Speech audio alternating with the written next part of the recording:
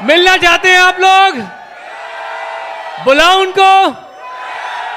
All the way from Indore, Dewas, Madhya Pradesh, brand new diamonds, Manoj and Chandraprabha स्थापक on the stage.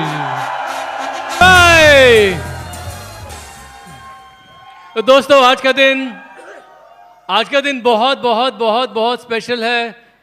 और आज Manoj and Chandraprabha स्थापक जो है वो डायमंड्स रिकग्नाइज हो रहे हैं स्टेज पे। डायमंड तो पहले ही बन चुके थे, सिर्फ आज प्लैक मिलने वाला है। और ये एक बहुत स्पेशल प्लैक है आप लोगों के लिए ब्रिट वर्ल्ड वाइड की तरफ से, जिसे आप अपने घर में एक बहुत स्पेशल जगह रखेंगे, मुझे मालूम है। और ये कह रहा है Manoj Kumar and Chandraprabha Sthapak new diamonds. The highest reward for man's dedication to excellence. जो सबसे बड़ा रिवॉर्ड है मनुष्य की डेडिकेशन का एक्सेलेंस के प्रति, वो ये नहीं है कि उसको क्या मिलता है उससे, बल्कि वो ये है कि उसके द्वारा वो क्या बन जाता है। स्वर्गीय Bill Britt, we are proud of your accomplishments and we love you. Bill and Peggy Britt free enterprise day celebration 2018-19। Are you ready? Are you excited? दोस्तों, मेरा नाम मनोज स्थापक है और मेरी ब्यूटीफुल वाइफ चंद्रप्रभा स्थापक, और हम आपका लाखों लाख धन्यवाद करते हैं जो आज हमारे इस खुशी के दिन में आप शरीक हुए। और आपकी दुआएं और आपकी जो प्रसन्नता मुझे देख के बहुत अच्छा लग रहा है। आई लव यू मुंबई, ये है मुंबई नगरिया, तू देख बबुआ। तो मैं आपके बारे में थोड़ी सी मैं अपने बारे में बातचीत करूंगा और बताऊंगा कि इस बिजनेस को मैंने कैसे बिल्डअप किया था। और आज ये दिन आपकी लाइफ में भी आए, मेरी बातों से प्रेरणा लेके आपका हैंड रेस भी ऐसा हो, आप और आपकी वाइफ आज यहाँ से डिसीजन लेके जाना। दोस्त, पिछली एफईडी में हम दोनों ने डिसीजन लिया था, जब वहाँ पे डायमंड्स का रिकॉग्निशन हो रहा था इंदौर में, तो हम दोनों पति पत्नी ने ऐसा हाथ पकड़ के डिसीजन लिया था और आंखों में लाल आंखें थीं और आंसू थे, और हमने डिसीजन लिया था कि अब दुनिया इधर से उधर हो जाए, अगला हैंड रेस हम दोनों का होगा। और ये डिसीजन लेके आए थे दोस्त। और जब पति पत्नी मिलके कोई डिसीजन लेते हैं तो मैंने देखा है उसमें भगवान का वास होता है, उसमें भगवान का वास होता है। जब पति पत्नी मिलकर डिसीजन लेते हैं तो एक नया बच्चा होता है कि नहीं होता है? और वो डायमंड वाला बच्चा पैदा हुआ। तो मैं बातचीत करता हूँ। मैं मनोज स्थापक और मध्य प्रदेश का रहने वाला हूँ। देवास में मेरा पढ़ाई लिखाई हुई। रहने वाला मैं सागर के आगे एक जगह है गड़ाकोटा, वहाँ का रहने वाला हूँ। एक कस्बा है, तहसील है नहीं, गड़ाकोटा का रहने वाला हूँ।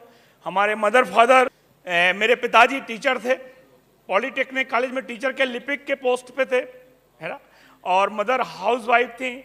हम लोग 8 भाई बहन हैं, ठीक है ना। 8 भाई बहनों को पालना पोसना बहुत कठिन काम होता है, लेकिन पिताजी कर सकते थे। और जब हम लोग बड़े हो रहे थे, सब हो रहा था, तो चूँकि मैं पढ़ाई करने के लिए देवास आ गया। देवास में आया नहीं था, भगाया गया मुझे, वो बात की स्टोरी है। मैं देवास आया बड़े भैया के पास, मैंने पढ़ाई एमएससी किया मैथमेटिक्स में। जैसे मेरा एमएससी पूरा हुआ मैं टीचर बन गया। मैं फिजिक्स और मैथमेटिक्स बच्चों को पढ़ाया करता था। कोई एनीबडी टीचर हियर?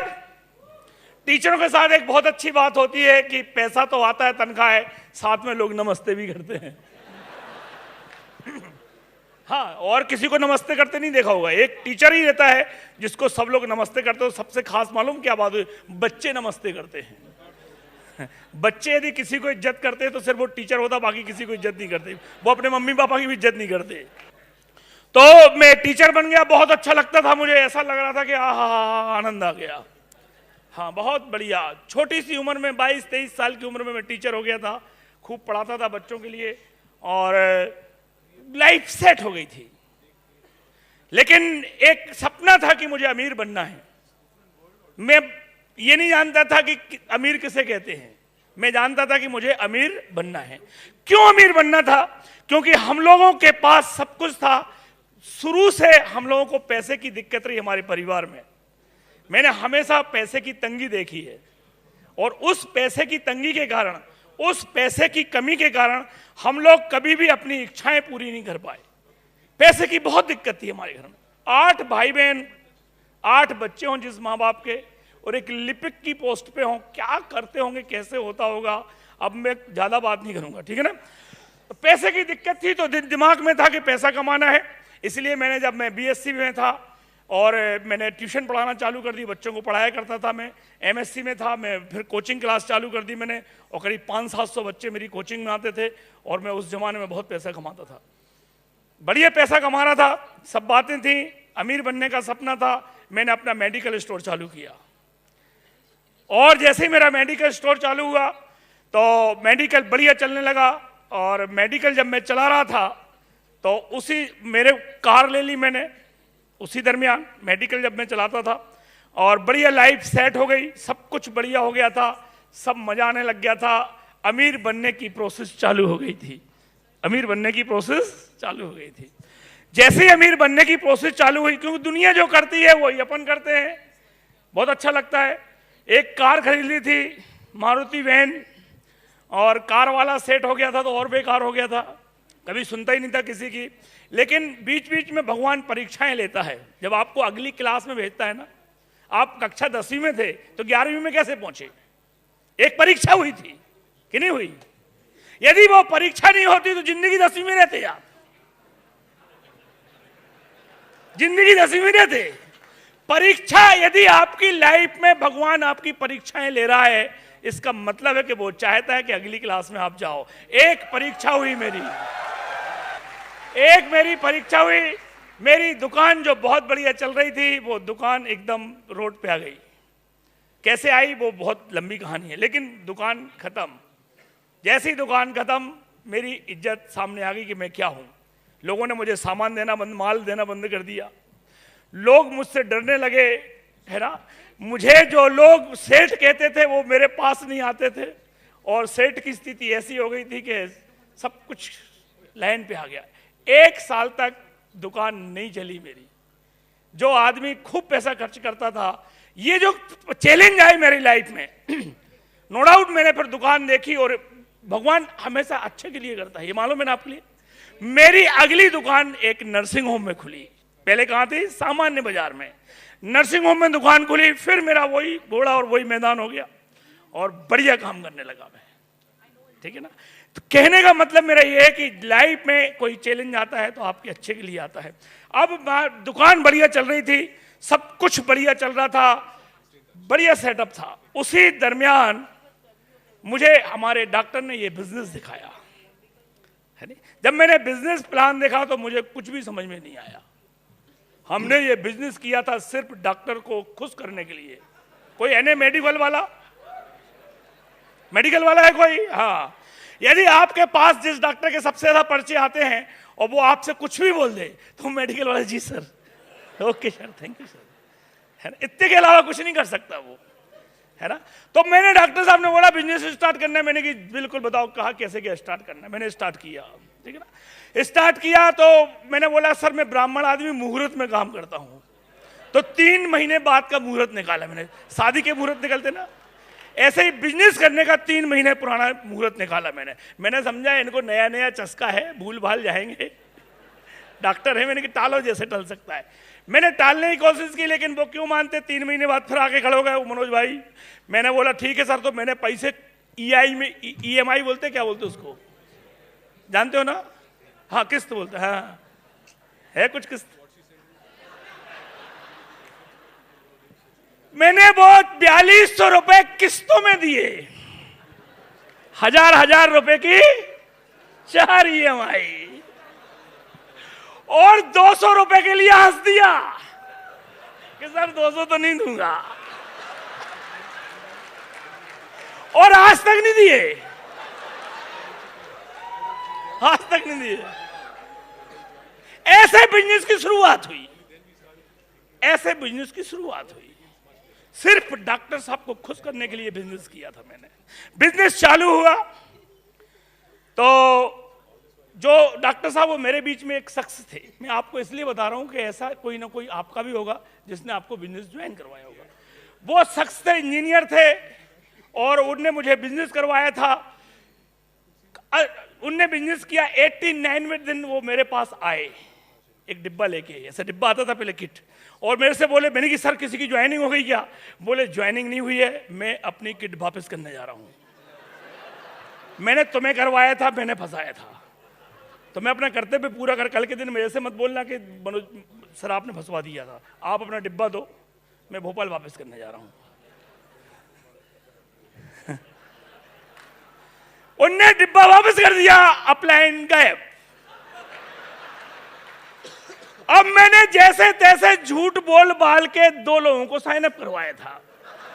एक मेरा दोस्त था, वो सेंट्रल स्कूल में टीचर था, और मैंने उससे बोला कि मैंने कि एक ऐसा बिजनेस आया है, उसमें एक प्रोडक्ट है, उसको पानी में मिलाओ तो पेट्रोल बन जाता है।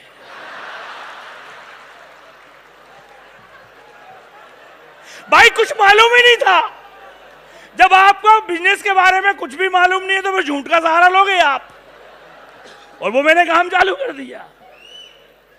मैंने उससे बोला तो वो खट ज्वाइन हो गया। बोले ऐसा है? मैंने कहा लाओ पैसे, पैसे दिए। एक्चुअली उसकी पत्नी मायके गई हुई थी, तो उसके बिजनेस की उम्र उतनी थी जब तक कि वो मायके से लौट के नहीं आई थी।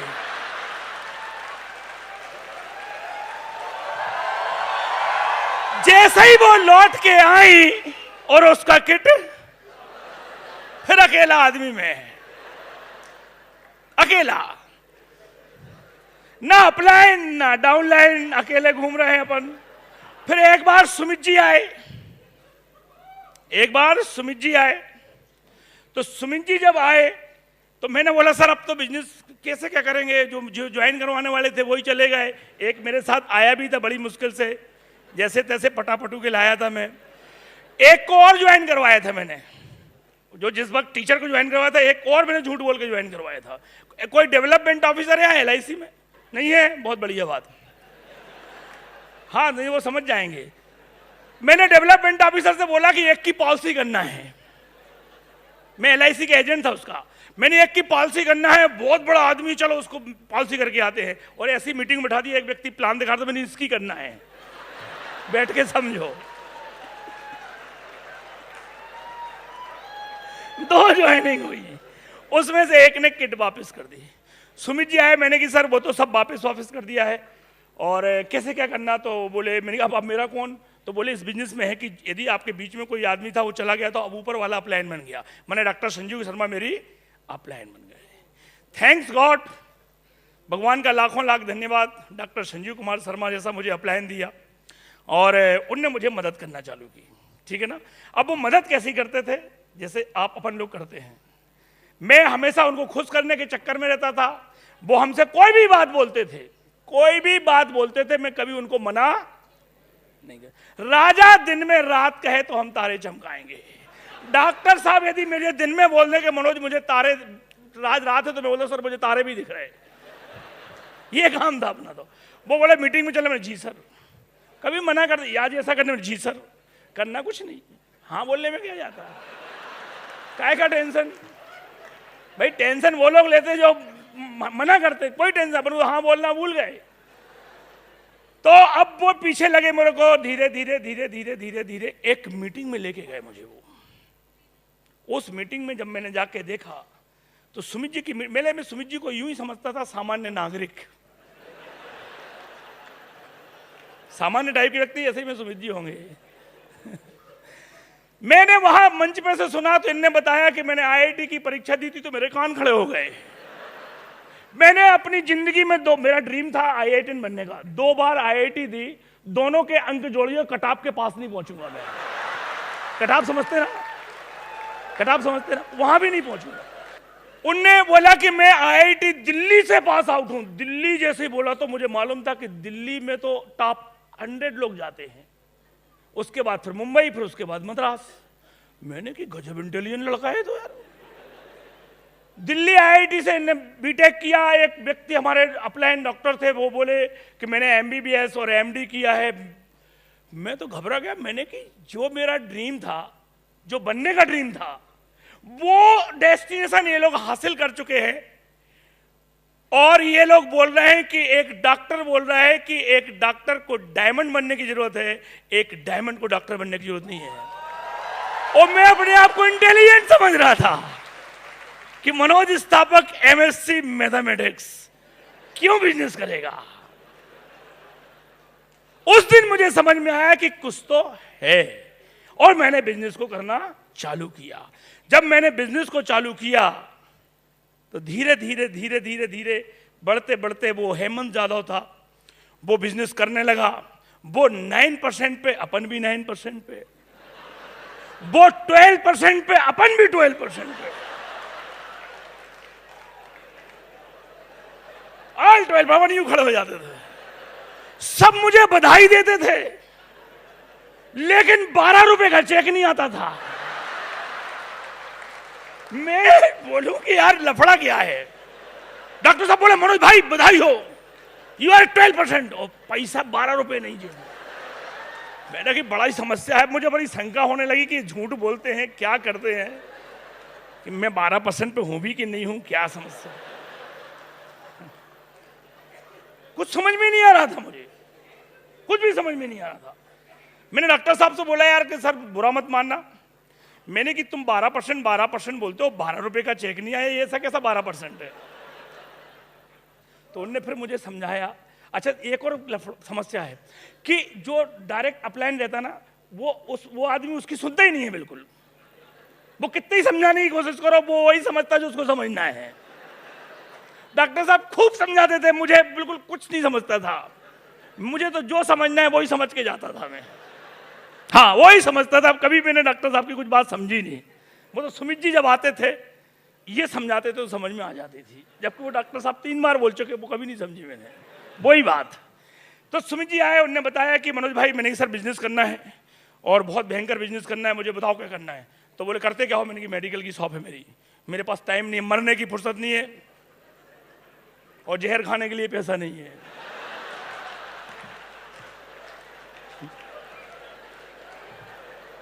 पहले ही बता दिया मैंने, टाइम था ही नहीं। हम मिडिल क्लास लोगों के साथ 2 चीजें कभी नहीं रहती हैं। एक तो हम लोगों के पास टाइम नहीं है, और दूसरा पैसा भी नहीं है। मध्यम वर्गीय लोगों की यह कहानी है। क्योंकि पैसा शुरू से नहीं था हम लोगों के पास, पैसा आज से नहीं, शुरू से ही नहीं था पैसा। और लोगों का पैसे के बारे में बड़ा अच्छा ओपिनियन रहता है। लोग बोलते हैं पैसे के बारे में कि पैसा तो हाथ का मैल है। क्या बात करते हो मनोज भाई, पैसा तो हाथ का मैल है, कैसी बात करते हो। मैंने बोला कि ऐसा वही बोलते हैं जिनके हाथ में मैल होता है, पैसा नहीं होता। ऐसा वही बोलते हैं जिनके हाथ में मैल। कभी धीरू भाई अंबानी के मुंह से नहीं सुनोगे कि हम लोग ऐसे ऐसे मल रहे थे तो फैक्ट्रियां खड़ी हो गई, ऐसा हुआ होगा क्या। ऐसा वही बोलते हैं। एक किताब पढ़ रहा था, उसमें लिखा हुआ था किताब में कि पैसा आदमी की वो 6वीं इंद्री है जिसके अभाव में बाकी की 5 इंद्रियां काम करना बंद कर देती है। हम लोग बहुत इंटेलिजेंट, हम लोगों की 5 इंद्रियां कमजोर थी, मेरी और मेरे भैया की और छोटे वाले भाई की। 5 बहुत इंटेलिजेंट थे, लेकिन वो इंटेलिजेंस से हमारे काम नहीं आ रही थी। हम तुम्हारे बच्चों को पढ़ा पढ़ा के इंटेलिजेंट बना रहे थे। हम खूब बहुत बड़े पहलवान थे, बहुत बड़ा पहलवान था मैं, नाम चलता था, लेकिन वो पहलवानी हमारे काम कभी नहीं आई। किसी और के लिए पहलवानी करता था, क्योंकि पैसा सबसे बड़ा पहलवान है। पैसा सबसे बड़ा पहलवान है। तो मुझे समझ में नहीं आ रहा था कि बिजनेस कैसे होगा। और सुमित जी जब आए तो उन्होंने मुझे बताया कि मनोज भाई क्या दिक्कत है। मैंने कहा सब मेडिकल वाला हूँ। मैंने 2-3 मेडिकल वालों को ज्वाइन करवा दिया है। राम मिलाए जोड़ी, एक अंधा एक कोड़ी। वो अपने मेडिकल पे बैठा है, मैं अपने मेडिकल पे बैठा हूँ। मैं उसे मोटिवेट करता हूँ, वो मुझे मोटिवेट कर देता है, और बिजनेस चल रहा है। कुछ होता जाता है नहीं, है ना। तो उनने बोला कि क्या दिक्कत क्या है। मैंने दिक्कत ये है सर कि मेरे पास टाइम नहीं है, बिल्कुल टाइम नहीं था। तो बोले यार इस बिजनेस की खासियत यही है मनोज कि जो चीज तुम्हारे पास नहीं है ऐसे लोग ढूंढो जिनके पास वो चीज होना चाहिए। यदि आपके पास मोटरसाइकिल नहीं है तो आप ऐसे आदमी को साइन अप करवाओ जिसके पास मोटरसाइकिल है। मैंने ढूंढना चालू किया कि किनके पास टाइम है, तो एक वो डेवलपमेंट ऑफिसर मिल गया जिसके पास बहुत टाइम तो घूमता रहता था, वो हमेशा मोटरसाइकिल पे।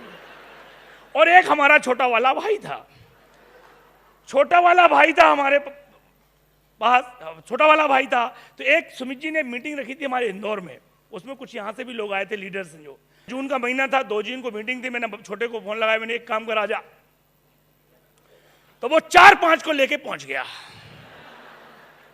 मीटिंग करने। 4-5, जैसे वो 4-5 बोले तो टिकट कितने दिया होगा उनका? अपन खुश 5 आदमी बैठे हैं अपने अलग से उस लेग के अलावा, और वो सब ज्वाइन करने के लिए तैयार हो गए। तो 4-5 की मैंने ज्वाइनिंग करवाई। पैसे किसने दिया होगा? 4200 5 लोगों के। आप भयंकर खुश, और बिजनेस चलने लगा। आगे कैसे चला, क्या हुआ क्या नहीं हुआ, वो बाद में बताऊंगा दोस्त। लेकिन इस बिजनेस की जो रीढ़ की हड्डी है, जिनके कारण ये बिजनेस में सफलता मिली है, जिससे मैं डायमंड गया हूं, वो चंद्रप्रभा जी हैं। बात काम करने की नहीं है कि आपकी महिला कितना काम करती है, इंपॉर्टेंट नहीं है दोस्त। आपकी महिलाओं के भाव कैसे हैं इस बिजनेस को लेके। आपकी महिला जब आप प्लान दिखा के आते हो और जब घर में घुसते हो, वो महिला आपको कैसे रिएक्ट करती है, वो चीज। आपकी महिला आपकी डाउन लेग के प्रति क्या सोच रखती है, वो चीजें इस बिजनेस में डायमंड ले जाती हैं। मैं बता दूं कि पुरुष के हाथ में सब कुछ होता तो महिलाएं बनाई नहीं जाती। एक्चुअली इस दुनिया में रंग भरने के लिए, इस दुनिया में पैसा खर्चा करने के लिए, इस दुनिया में सब कुछ खुशियां लाने के लिए एक शख्स बनाया गया है। उस शख्स का नाम है आपकी धर्मपत्नी, आपकी महिला। जोरदार तालियों के साथ स्वागत करेंगे डायमंड लेडी चंद्रप्रभा स्थापक।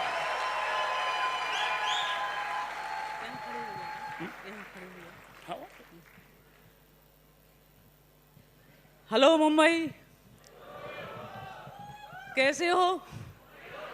बहुत खुशी हो रही है और बहुत लकी हैं हम कि हमारा हैंड रेस मुंबई से शुरू हुआ।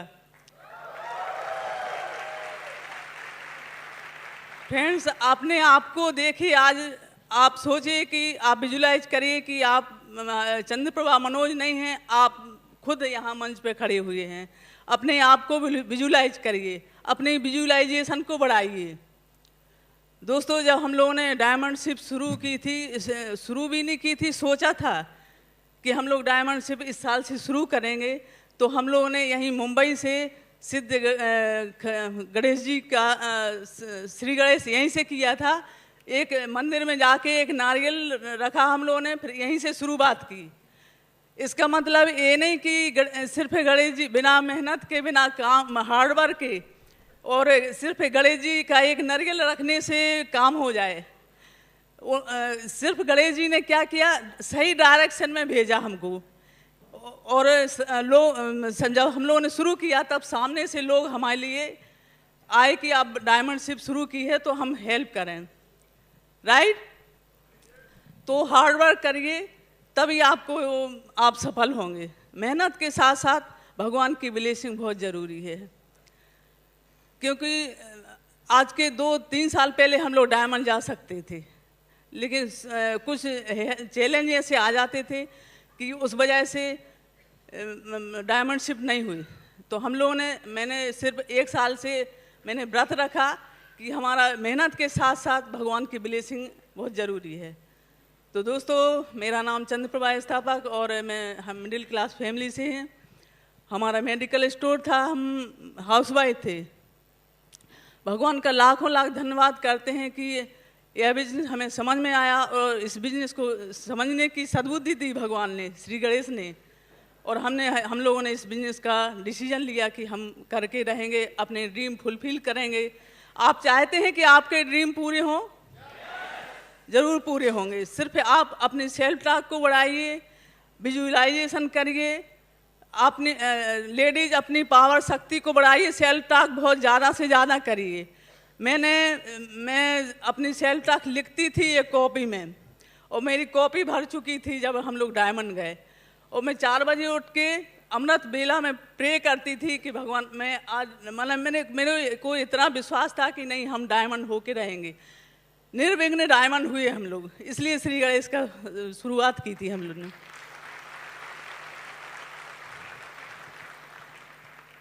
दोस्तों लाखों लाख धन्यवाद हमारे स्पॉन्सर डॉक्टर संजीव शर्मा, अर्चना शर्मा को, जिन्होंने हमें कदम कदम पर साथ दिया, बहुत हेल्प की, बहुत मोटिवेट किया, और उनके द्वारा ही हमारे doctor Sumit Tania, great mentor Sumit Tania Bahadur, उनके द्वारा ही मुलाकात हुई, और उनसे ही हमारी मेंटरशिप उनके ही द्वारा शुरू हुई और हम डायमंड हुए। क्या बोलूँ, मैं भी मिडिल क्लास फैमिली से हूँ। मेरे यहाँ कृषि कार्य होता था, और हम लोग भी 8 भाई बहन हैं, और मैं बचपन बहुत अच्छा बीता मेरा, कोई कभी परेशानी नहीं हुई। और जब हम लोग ने इस बिज़नेस को शुरू किया तब हमारे पास भी टाइम नहीं था, ये मेडिकल पे बैठते थे, मैं घर और परिवार संभालती थी। तो जब बच्चे छोटे छोटे थे, बेटा 1 साल का था, बेटी 2 साल की थी, तो हम लोगों ने बच्चों का एक्सक्यूज नहीं बनाया कि बच्चे छोटे छोटे हैं, हम मीटिंग सेमिनार कैसे अटेंड करें। दोस्तों देखिए, एक बात बताऊं कि जीवन में जो कुछ भी सुविधा असुविधा होती है, उससे चाहे वो दिन रात हो या हस्बैंड वाइफ हो, कुछ भी हो, लाभ हानि हो, कुछ भी हो, यदि आपको लगता है कि हम ये नहीं कर पाते, ये असुविधा नहीं हो पाती, तो हम कुछ भी नहीं कर पाते। तो हम लोगों ने सुविधा को नहीं देखा। दोस्तों आज इस बिजनेस में हम लोगों के साथ, इसी बिजनेस के साथ साथ ही बड़े हुए हैं, और हम लोगों के साथ बच्चों ने विदेश यात्रा भी की है। हर साल विदेश यात्रा करते हैं बच्चों सहित, बहुत मज़ा आता है, वो बहुत इज्जत सम्मान मिलती है। दोस्तों इस बिजनेस के बारे में कुछ क्या बताऊं आपको कि ये कल्पवृक्ष की तरह है, जो मांगो वो मिलता है, राइट। दोस्तों 2007 में मेरी तबीयत खराब हुई, ऐसी तबीयत खराब हुई कि मुझे को 2 साल बेड रेस्ट करना पड़ा, और उसी वजह से हमारा बिजनेस डाउन में चला गया, सिर्फ 2 ही लेग बची। दोस्तों भगवान परीक्षा लेता है, लेकिन भगवान चाहता है कि आप इस परीक्षा में आगे बढ़ो, अगली क्लास में जाएं। भगवान यदि चाहता है कि आप कुछ चैलेंज आया तो आपको अगली क्लास में भेजें, राइट। तो फास्ट ग्रोथ के लिए परीक्षा बहुत ज़रूरी रहती है। दोस्तों आज ये बिजनेस ऐसा बिजनेस है कि इस बिजनेस में हमको हेल्थ, वेल्थ, हैप्पीनेस सब कुछ मिलता है। आज इस बिजनेस की वजह से हमारा इंदौर में मकान है, बच्चे टॉप के स्कूल में पढ़े हुए हैं, टॉप के कॉलेज में पढ़ रहे हैं, बहुत अच्छी लाइफ है, इज्जत है, सम्मान है, लेडीज़ को सब कुछ अच्छा मिलता है। तो आप कर सकते हैं। दोस्तों इस बिजनेस में हस्बैंड वाइफ के रिलेशन अच्छे होते हैं, और घर की लेडीज अपने हस्बैंड को फ्री रखिए, क्योंकि जब तक हम हस्बैंड को फ्री नहीं रखेंगे, सपोर्ट नहीं करेंगे, सबसे बढ़िया लेडीज का हाथ रहता है। जब तक हम उनको फ्री नहीं रखेंगे कुछ भी नहीं होने वाला। अपनी हस्बैंड वाइफ की यूनिटी को बढ़ाइए, दोनों में विश्वास रखिए, एक दूसरे का विश्वास जीते हैं, क्योंकि हस्बैंड जब बाहर जाता है तो वाइफ की चिंता रहती है, क्योंकि विश्वास नहीं जीत पाते वो, राइट। तो एक दूसरे का विश्वास जीतिए, अपने डाउन लेग से रिलेशनशिप बनाइए, उनकी केयरिंग नेचर रखिए, और गिविंग एटीट्यूड रखिए, उन पर विश्वास करिए। आप विश्वास दें, होप दें लोगों को, और सब कुछ बढ़िया होगा। तो दोस्तों ये बिजनेस बहुत बढ़िया है। दोस्तों एक ही बात कहूँ कि विकल्प बहुत मिलेंगे मार्ग भटकाने के लिए, और संकल्प एक ही काफ़ी है मंजिल पाने के लिए। Thank you, wish all the best. Over to my husband Manoj, Sthapak को सुनिए अब। तो दोस्तों प्रभा जी के लिए जोरदार तालियां। तो मैं बात कर रहा था कि एक जो परीक्षा हुई थी हमारी, दुकान रोड से नर्सिंग होम में पहुंच गई थी, बिजनेस बहुत बढ़िया चल रहा था, मैं प्लेटिनम हो गया था, 2006 की बात है, और मैंने एमरल्ड जाने की बिल्कुल प्लानिंग कर ली थी, और किसी भी हालत में एमरल्ड जाना था मुझे, बिल्कुल सब कुछ तैयारी थी।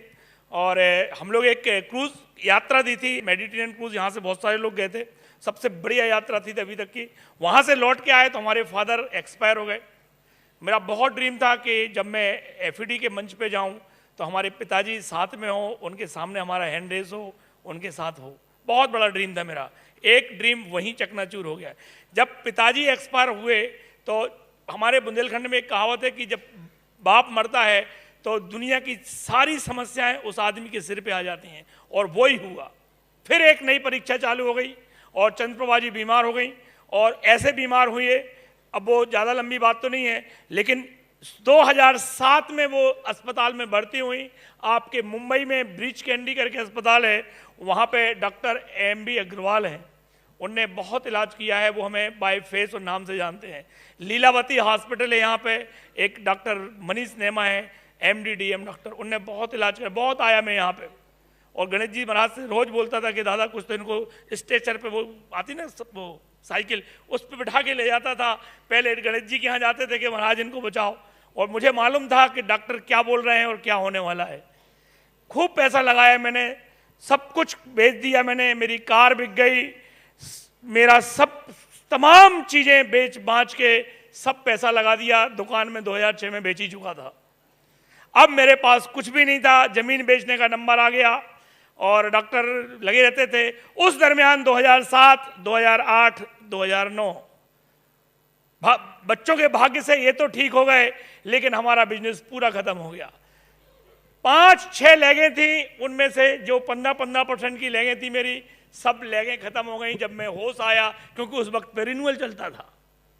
कोई रिन्यूअल नहीं हुआ, कोई कहीं गया नहीं, मैंने सर्विस नहीं दे पाई, सब लेगें खत्म। 2 लेगें बची मेरे पास 2009 में, और 2010 में मैं सफायर गया, 2011 में मैं एमरल्ड गया, 2012 में मैं फाउंडर एमरल्ड गया, और 2018 में मैं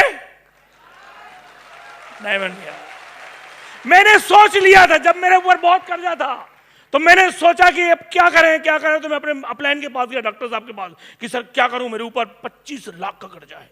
और जैसे ही मैंने करना चालू किया कि एक के बाद एक फटाफट पिने, उसी दरमियान मैंने 25 लाख का कर्जा उतारा, उसी दरमियान मैंने अपनी फिर कार खरीदी, और उसी दरमियान मैंने अपना एक चेक में, जब मैं फाउंडर एमरल्ड गया तो उसी साल एमरल्ड और फाउंडर एमरल्ड गया था, एक GIP के चेक में मैंने अपना डुप्लेक्स खरीदा इंदौर में। जिगरा चाहिए कमाने के लिए, पात्र चाहिए। ये पैसा पात्रों को मिलता है। दुनिया में लोग कलेक्टर, यहां कलेक्टर क्या बोलते, कलेक्टर की पोस्ट को, कलेक्टर आप क्यों नहीं बने, वो आदमी कलेक्टर क्यों बना? कभी सोचा?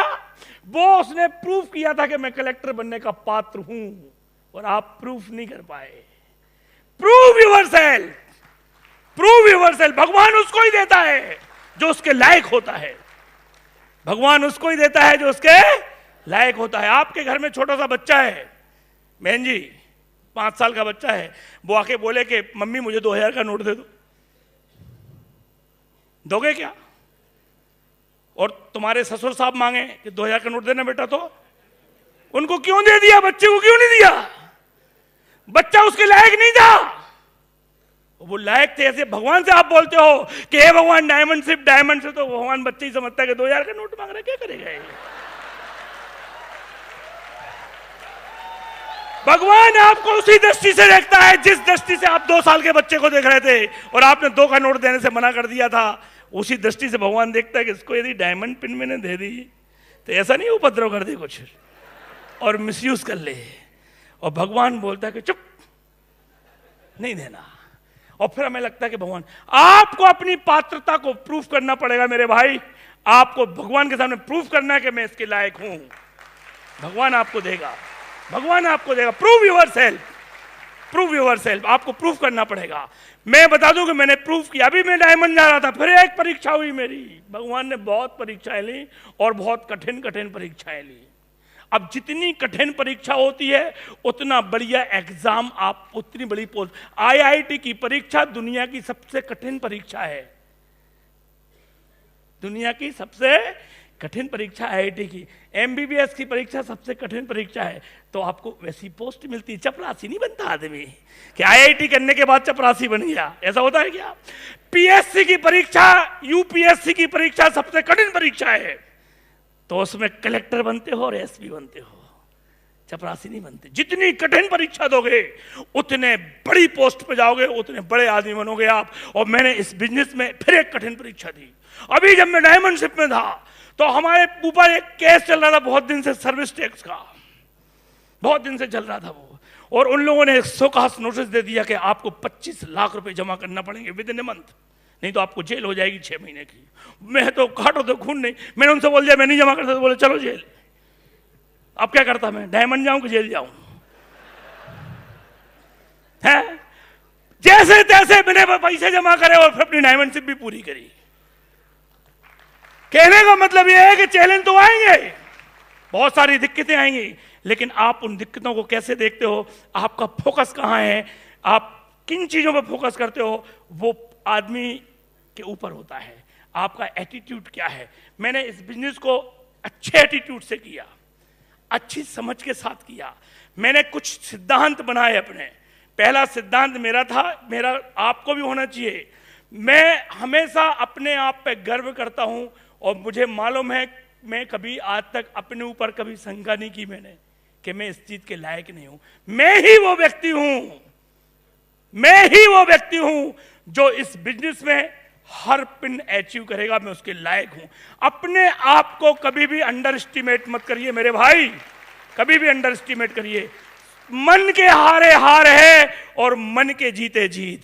जिस दिन आपने मन में हार स्वीकार कर ली उस दिन सुमित जी नहीं, ब्रह्मा जी भी आपको सफल नहीं कर सकते। सुमित जी की तो छोड़ दो, आपके अपलाइन की छोड़ दो मेरे भाई, ब्रह्मा जी भी चाहेंगे तो सफलता नहीं मिलेगी। आपके मन के अंदर, अपने अंदर ये कॉन्फिडेंस होना चाहिए कि मैं कभी भी अपनी काबिलियत पे शक मत करना, पहली चीज। दूसरी चीज है कि आपका गिविंग एटीट्यूड होना चाहिए।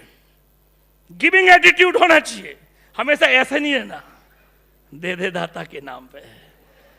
गिविंग एटीट्यूड होना चाहिए आपका। एक शब्द है दे, दे जानते हो, देव। हमारे यहां बुंदेलखंड में देव कुछ तो देव, और देव से बनता है देवता। जो देने वाला है वही देवता कहलाता है। मांगने वाला क्या कहलाता आपको मालूम है? अब आप क्या बनना चाहते हो आप खुद बनाइए। कई लोग अपने ग्रुप में, हम लोग सुमित जी को अभी पंकज जी बोल रहे थे यहां पे कि हम लोग भगवान जैसा मानते हैं सुमित जी। क्यों? क्यों? क्योंकि उनने हमेशा ऐसा हाथ रखा। गिविंग एटीट्यूड, आपको अपना गिविंग एटीट्यूड रखना है। जिन लोगों ने भी गिविंग एटीट्यूड रखा है वो लोग हमेशा सफल होते हैं और लोग उसको अच्छी नजर से और इज्जत की नजर से इज्जत मिलती है, सम्मान मिलती है उनको जिनका गिविंग एटीट्यूड रखिए। तीसरी चीज है कि unity, unity is the must. अब यूनिटी है भाई, यूनिटी रखना है, लेकिन आप बॉस बने फिर रहे हो। बॉस नहीं बनना है, दोस्त बनना है। मैंने दोस्त बन के लोगों के साथ बिजनेस किया और इस बिजनेस में सक्सेस मुझे मिलती चली गई।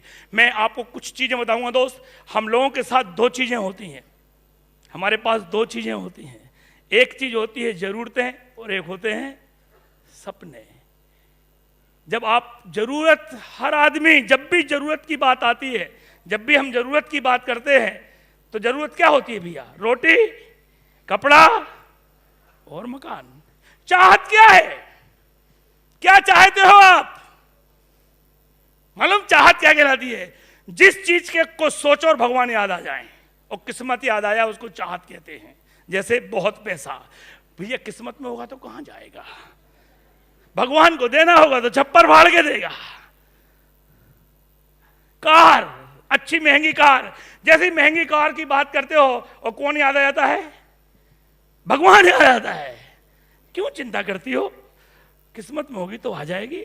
भगवान के यहां देर है अंधेर नहीं है। मंगला, विदेश की यात्राएं, बच्चों की शिक्षा, ये तमाम चीजें हमारी चाहते हैं। लेकिन दुनिया के 80% लोग अपने जरूरतों में ऐसे उलझते हैं कि ये चाहते हैं धरी की धरी रह जाती हैं। और फिर हम बोलते हैं कि मनोज भाई आपने अभी हमारा वो नरीमन पॉइंट तो देखा ही नहीं है। कहाँ लगता सिंगापुर, सिंगापुर का बाप है ये, है ना? जो भी पॉइंट है यहाँ पे क्या है भगवान जाने, है ना? आपने मनोज भाई हमारे यहाँ का वो बीच तो देखा नहीं है, जो गोल्डन रिसोर्ट बीच से भी 100 टाइम बेटर देन मुंबई में है। कौन जाए हवाई जहाज में, कहीं क्रैश व्रैश हो जाए तो लफड़ा हो जाए। हमें भगवान याद आते हैं, हमें किस्मत याद आती है। कभी भी हमने जरूरतों में भगवान कभी याद नहीं आते। अब आपकी जरूरत में बताता हूं, गैस की टंकी, ये जरूरत है। और चाहत आपकी क्या है? कार। अब आपको कार की जब पत्नी बात करती है तो आप बोलते हो चिंता मत करो, किस्मत में होगी तो कहां जाएगी, भगवान के यहां देर है अंधेर है, जरूर मिलेगी। अब मान लो आपके घर में गैस की टंकी खत्म हो गई, अब अपनी पत्नी से बोलते क्यों चिंता करती हो, किस्मत में होगी तो कहां जाएगी, भगवान के यहां देर है अंधेर नहीं है, पक्के में आएगी। वहां कभी भगवान को याद नहीं करते। क्यों ऐसा होता है? क्यों ऐसा होता है?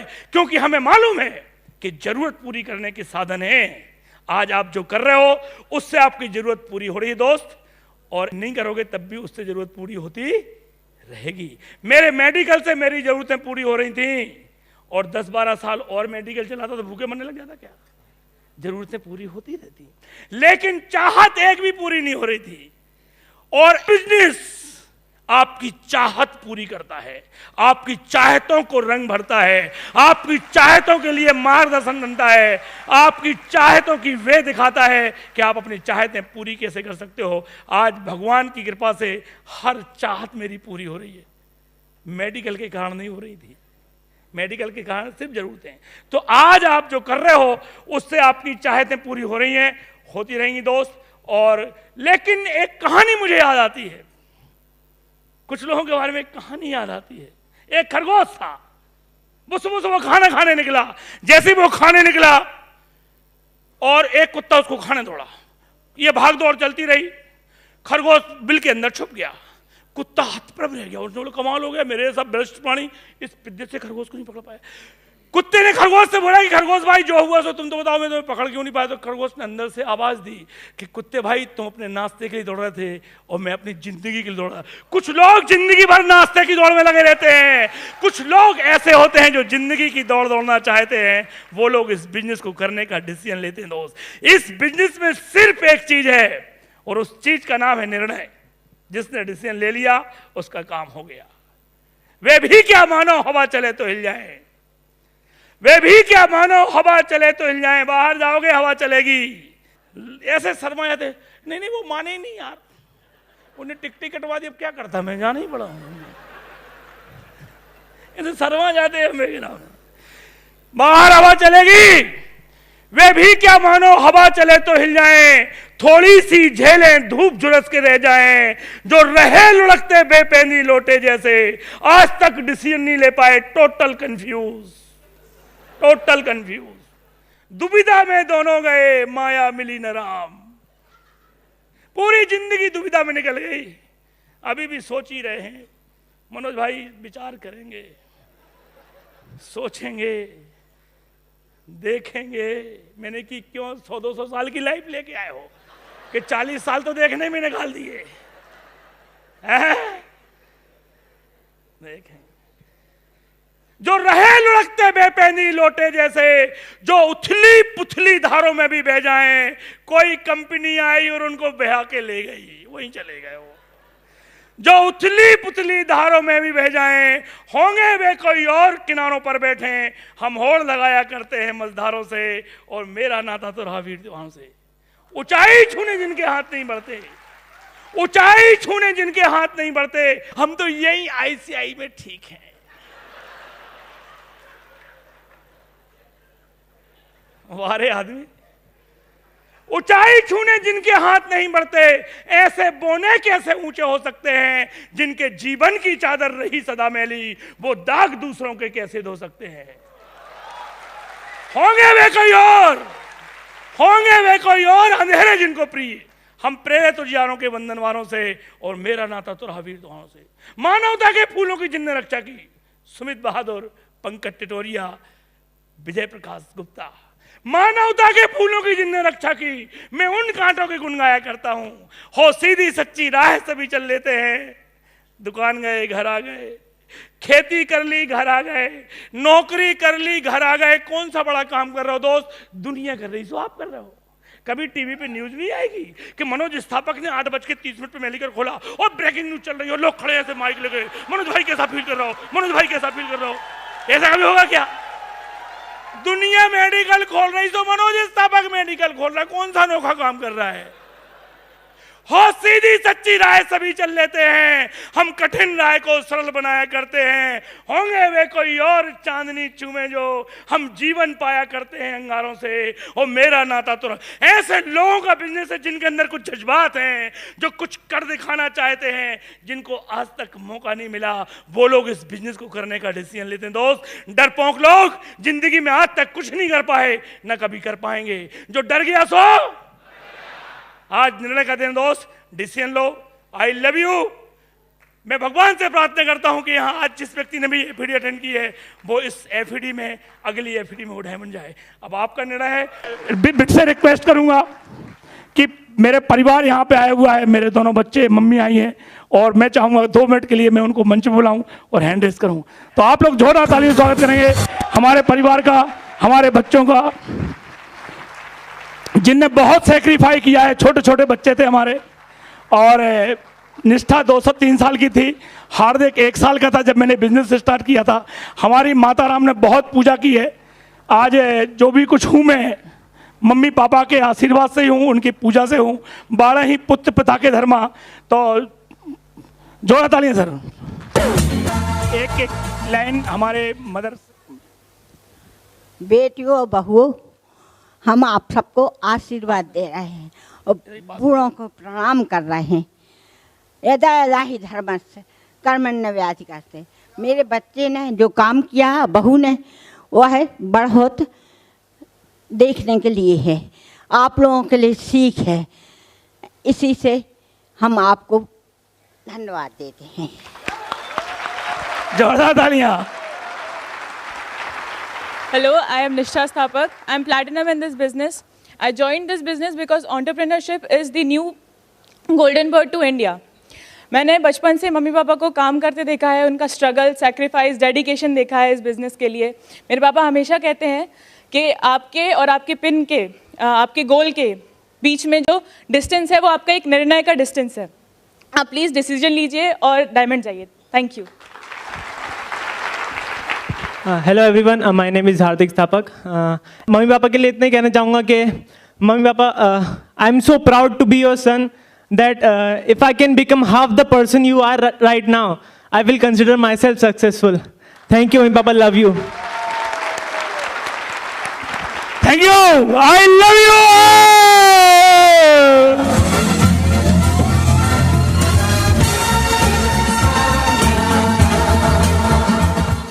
While the techniques and approaches suggested may have worked for others, no one can guarantee that they will work for you. We hope, however, that the ideas presented here will assist you in developing a strong and profitable business. These materials have been produced independently of the Amway Corporation. Purchase of this material is optional and subject to the refund policy described in your purchase agreement for business support material. Purchase of future business tool can be discontinued at any time.